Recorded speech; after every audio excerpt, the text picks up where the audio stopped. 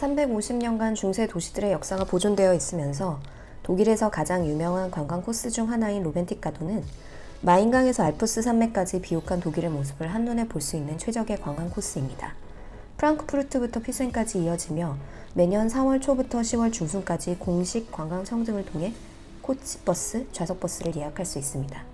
먼저 대학가로 유명한 조용한 도시 비르츠부르크를 시작으로 중세의 원형이 그대로 남아있는 로텐부르크를 거쳐 독일에서 세 번째로 큰 도시라는 모차르트의 생가가 보존되어 있는 아우스부르크, 프로이센 등 연방주였던 독일 중세의 호헨슈반가우 성과 그 유명한 디즈니에서 백조의 성 루트비 2세가 세운 노이슈반슈타인 성까지 숙박 포인트는 총 3군데 정도로 무려 350km에 달하는 멋진 장관이 펼쳐집니다.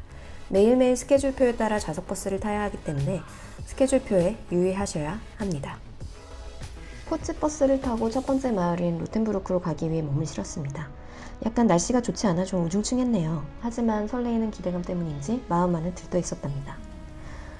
가기 전에 잠깐 들른 비르츠부르크의 레지던스는 이 안쪽에 비치된 명화가 매우 인상적인데요. 그래서 유네스코의 세계문화유산으로도 등록이 되었답니다.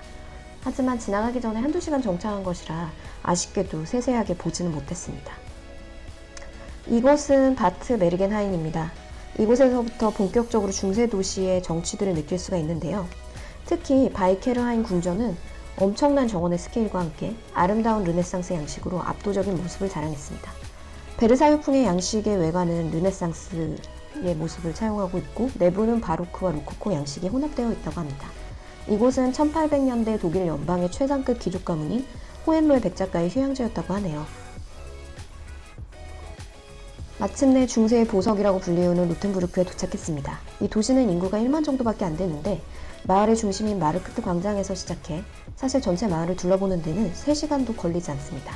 마치 장난감에나 나올 것 같은 형형색색의 집들이 매우 인상적이죠. 이곳은 사실 크리스마스 마켓이 매우 유명한데요. 제가 방문했던 시기가 9월이었던 만큼 그런 분위기는 아니었지만 작은 크리스마스 마켓에 열리는 상점들에서 충분히 그런 부분들을 느낄 수 있었던 것 같습니다. 아기자기한 골목들과 장난감 같은 집들, 또 예쁜 수도원과 목가적인 분위기가 정말 시간 여행자라도 된 것 같은 기분이었네요. 시계탑도 아직도 있을 정도로 너무 예쁘고 집들은 언제 지어졌는지 외곽에 설립 연도가 새겨져 있어요.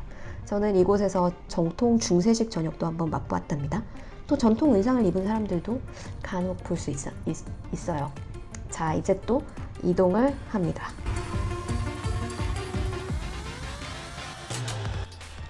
이제 이곳은 아우스부르크입니다. 인구 1만 명 미만의 작은 소도시들을 계속 거치다가 고대 로마 시대까지 거슬러 올라가 지어진 이 인구 30만 명의 아우스부르크에 도착하니 굉장히 큰 도시에 온 것 같았는데요. 이곳은 저희에게도 잘 알려져 있죠. 지동원이나 구자철이 뛰었던 축구구단이 있고요. 또 종교개혁 당시에 루터교회와 가톨릭 세력이 화해를 한 유명한 회담이 열렸던 곳이라고도 합니다. 특히 무역로로 행사를 했었던 로맨틱 가도의 교통의 요충지로 바이에른 근방에서는 가장 활기찬 도시가 되기도 하였는데요. 특히 이곳에는 모차르트의 아버지 루트비 모차르트가 살고 있었던 곳으로 모차르트의 생가가 보존되어 있어 매우 인상적이었습니다. 드디어 피센에 도착했습니다. 저 멀리서 보이는 아름다운 흰색의 백조의 성이 멀리서 바라보기만 해도 가슴이 정말 뛰네요. 마치 알프스 산맥이 보이는 라우지엔에 온 것 같습니다. 하지만 노이슈반슈타인에 가기 앞서 바이에른의 어린 왕자들이 어렸을 때 살았다는 호헨슈반가우 성을 먼저 들렸습니다. 호헨슈반가우라는 의미는 말발굽을 의미를 한다고 해요. 노란색의 단단한 외관이 되게 시선을 사로잡고 제가 노란색을 좋아하기 때문에 안에 들어가면 형제들의 방과 응접실 그런 부분들이 매우 잘 보존되어 있습니다. 좀 무언가 왕자들이 살았다는 궁전이라고 하기에는 뭔가 독일인의 어떤 검소한 단단하고 군더더기가 없는 그런 느낌이랄까요? 생각보다 조금 검소해 보이기는 했네요. 하지만 두 어린 왕자들이 얼마나 왁자지껄하게 뛰어다녔을지 정말 몇백 년이 지났는데도 좀 눈에 선한 느낌이 들었습니다. 저는 또 마차를 타고 시내를 돌기도 했는데요. 굉장히 색다른 경험이었습니다. 이제 저 멀리 마리엔 브리지를 건너니 노인슈반슈타인 성의 위용이 조금씩 모습을 드러내고 있습니다. 피센에서의 제 숙소에서는 루트비 2세의 초상화가 걸려 있었는데요. 딱 봐도 섬세하고 예술을 사랑한 세련된 미남의 모습이었어요. 얼마나 예술과 건축을 사랑하면 게르만 신화 중 하나인 백조의 기사 로헨그린을 모티프로 독일의 국민 오페라 작곡가 바그너의 스토리를 따라 이 성을 지었을까 싶었습니다.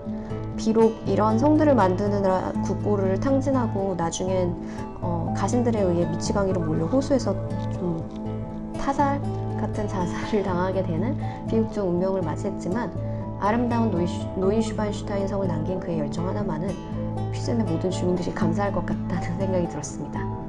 사실 성까지는 조금 상당히 걸어야 돼요. 약간의 하이킹이 좀 동반되어 있고 마리엔 브리지는 굉장히 좀 좁은 계곡인데 매우 무서운 계곡도 좀 건너야 합니다. 하지만 가까이 가기까지 정말 예뻐서 눈을 뗄 수가 없었어요.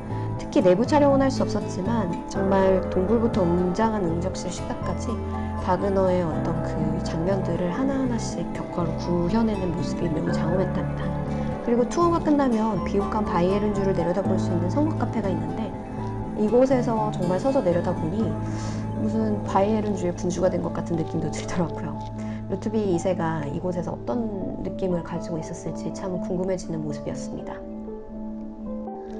자, 이렇게 독일의 유명한 로맨틱 가도 여행지의 모습들을 좀 살펴보았는데요. 제가 갔다 온 지 벌써 7년이나 지났지만 아직도 그때의 감동은 좀 잊혀지지가 않는 것 같아요. 여러분들도 꼭 시간이 되신다면 독일의 아름다운 목가적인 중세의 보석들을 탐험할 수 있는 로맨틱 가도를 여행해 보시기를 추천드립니다. 그럼 저는 또 다른 컨텐츠로 나중에 또 찾아오도록 할게요. 감사합니다.